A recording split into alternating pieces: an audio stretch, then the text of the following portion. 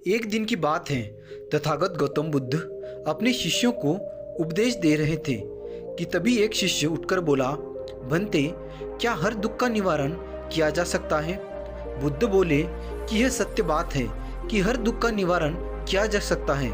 इसी संदर्भ में मैं तुम्हें एक कथा सुनाता हूँ। एक सेठ का नौकर लंबे समय से उसके पास रहकर उसकी सेवा कर रहा था। वह बड़ा ईमानदार था, साफ सफाई का पूरा ध्यान रखता था।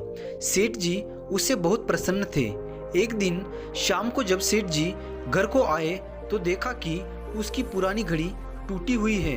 उन्होंने नौकर को बुलाकर पूछा, यह घड़ी कैसे टूटी? नौकर ने कहा, मालिक, मैं सफाई कर रहा था कि तभी घड़ी हाथ से छूटी और टूट गई। गलती मेरी है, आप मुझे क्षमा करें। सेठ जी तेज आवाज में बोले, क्षमा मांगने से क्या होता है? घड़ी बरसों से कमरे में लगी हुई थी, कमरे की शोभा थी। तुम्हें तो पता ही है ये घड़ी मुझे कितनी प्रिय थी। डांटने के अलावा सेठ जी और कर ही क्या सकते थे। बहुत भरोसे का जो नौकर था। उस रात सेठ जी को बिल्कुल भी नींद नहीं आई। वो बार बार बस करवटें बदलते रहे। घड़ी टूटने की बात बार बार मन में आ रही थी। जब उन्हें नींद नहीं आई तब वे उठकर घर में इधर उधर घूमने लगे। तभी अचानक उनकी नज़र उनके नौकर पर पड़ी। वह खर्राटे ले रहा था। ये देखकर सेठ जी को और दुख हुआ और मन ही मन में सोचा कि मालिक का इसे जरा भी ख्याल नहीं है। यह तो बस आराम से खर्राटे लेता हुआ सो रहा है। नौकर को इतनी शांति के साथ सोता हुआ देखकर सेठ जी को बहुत गुस्सा आया। उन्होंने अगले दिन एक प्रयोग करने का निश्चय किया। अगले दिन नौकर ने अपना सारा काम खत्म किया और सेठ जी ने उसे बड़े प्यार से अपने पास बुलाया और कहा, देखो, कल नुकसान हो गया था, इसी से मैं बहुत गुस्से में था। इसी से मैंने तुम्हें डांट दिया था, पर यह तो कल की बात थी। लेकिन मैं आज बहुत प्रसन्न हूँ। तुम मेरे साथ इतने दिन से इतना अच्छा काम करते हो। कल ही मेरे मन में आया था कि मुझे तुम्हारी सेवा के लिए कुछ इनाम दे देना चाहिए।